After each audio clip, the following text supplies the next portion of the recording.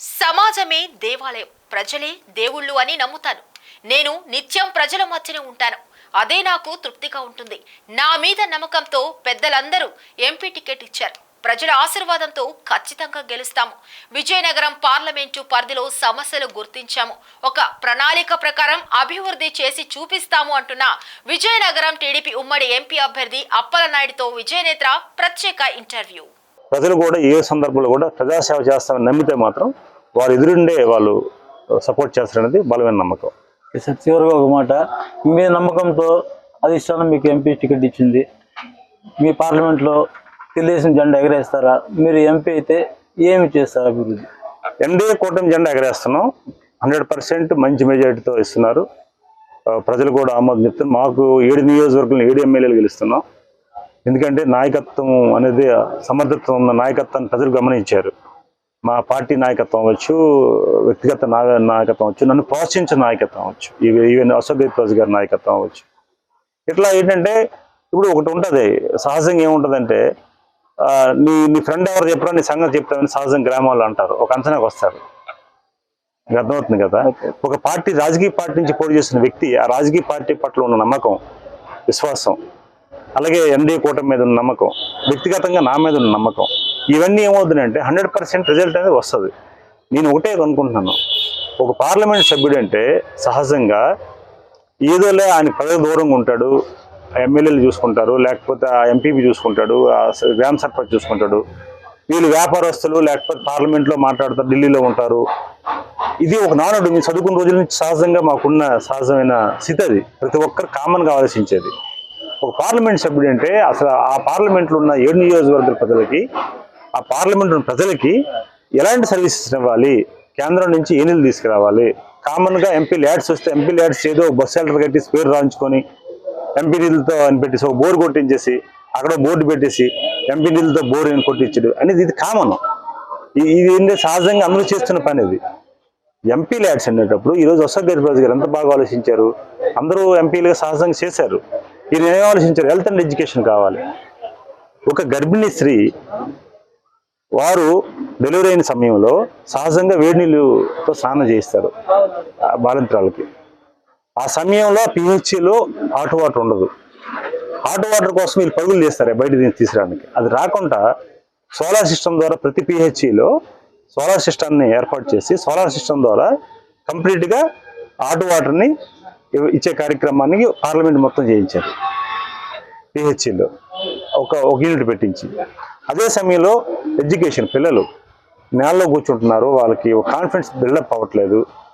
వాళ్ళు ఒక గవర్నమెంట్ స్కూల్లో వచ్చిన పిల్లలకి మంచి ఫర్నిచర్ ఇస్తే వాళ్ళకి వచ్చేటప్పుడు వాళ్ళు డిగ్నిఫైడ్గా కూర్చుంటారు. పేదరికంగా వచ్చిన పిల్లలే ప్రైవేట్ స్కూల్, గవర్నమెంట్ స్కూల్స్ అవుతారు, మిగతా వాళ్ళంతా ప్రైవేట్ స్కూల్కి వెళ్ళే పరిస్థితి.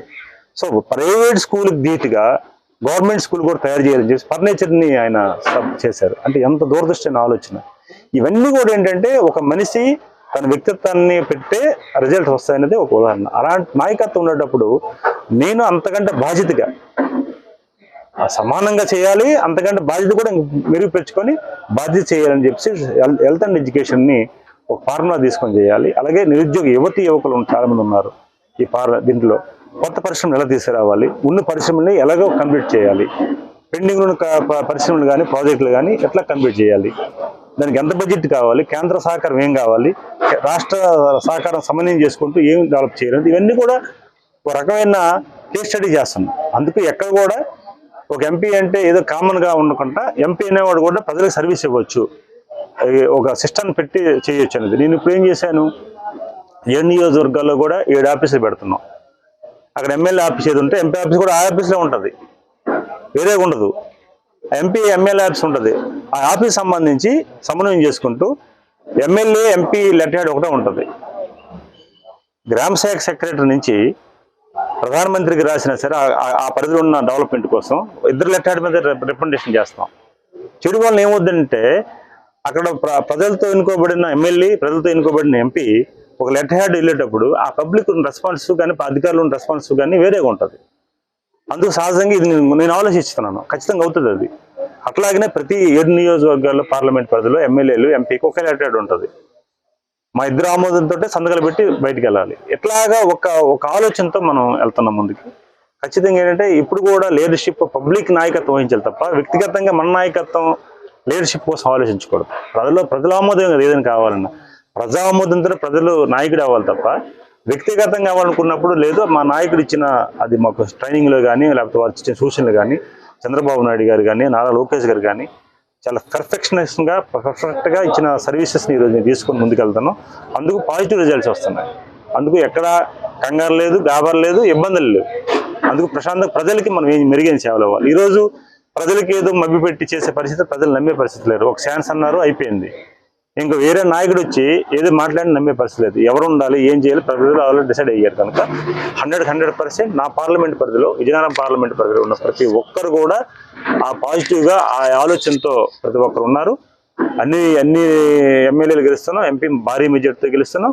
ఆ మెజార్టీ ఇచ్చేటప్పుడు కూడా నేను ఏం ఆలోచిస్తున్నానంటే ఏ ప్రాంతాల్లో ఎవరెవరు ఎక్కువ మెజార్టీ ఇస్తున్నారు, సంబంధించి ఎన్డీఏ కూటమిని ఎవరు సమర్థిస్తున్నారు, వారిని ఇప్పుడు కొంత ఉండేటప్పుడు కొంత ప్రయారిటీ ఇవ్వాలనేది నేను మా ఎమ్మెల్యేలు చెప్తున్నాను.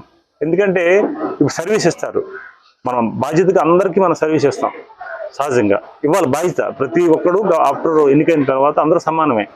కానీ ఫండ్స్ ఇచ్చేటప్పుడు ఒక మేజర్ ప్రాబ్లం ఉంది.